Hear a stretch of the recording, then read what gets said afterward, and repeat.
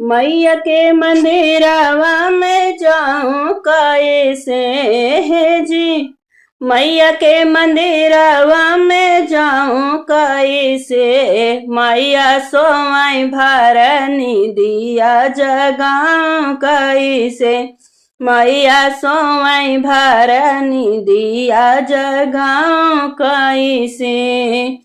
मैया के माथे बेदिया भल सोहाय है जी। मैया के माथे बेदिया भल सोहे। सेनुरा में उनको लगाऊं कैसे है जी। सेनुरा में उनको लगाऊं कैसे। मैया सोई भरनी दिया जगाऊं कैसे। मैया सोई भरनी दिया जगाऊं कैसे। मैया के मंदिरवा में जाऊं कैसे है जी। मैया के मंदिरवा में जाऊं कैसे। मैया सोई भरनी दिया जगाऊं कैसे। मैया सोई भरनी दिया जगाऊं कैसे। मैया के हाथों में चूड़िया भल सोहे। मैया के हाथों में चूड़िया भल सोहे। मेहंदी में उनको लगाऊं कैसे है जी। मेहंदी में उनको लगाऊं कैसे। मैया सोई भरनी दिया जगाऊं कैसे। मैया सोई भरनी दिया जगाऊं कैसे। मैया के मंदिरवा में जाऊं कैसे है जी। मैया के मंदिरवा में जाऊं कैसे। मैया सोई भरनी दिया जगाऊं कैसे।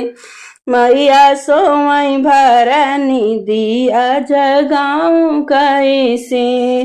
मैया के आंगों में साड़ी भल सोहे। मैया के आंगों में साड़ी भल सोहे। चुनरी में उनको ओढ़ाऊं कैसे है जी। चुनरी में उनको ओढ़ाऊं कैसे। मैया सोई भरनी दिया जगाऊं कैसे।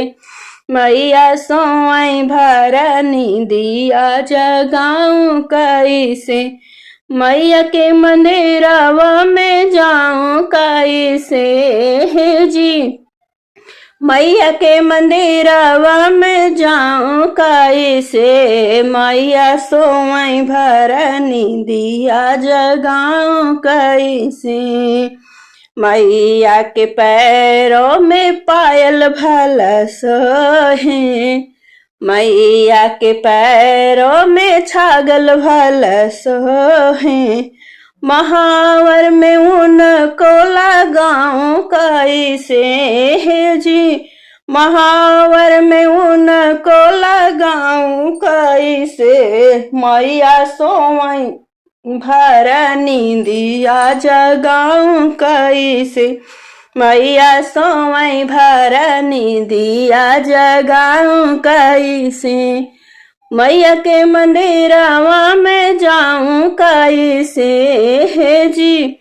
मैया के मंदिरवा में जाऊं कैसे। मैया सोई भरनी दिया जगाऊं कैसे। मैया सोई भरनी दिया जगाऊं कैसे। मैया के मंदिरवा में जाऊं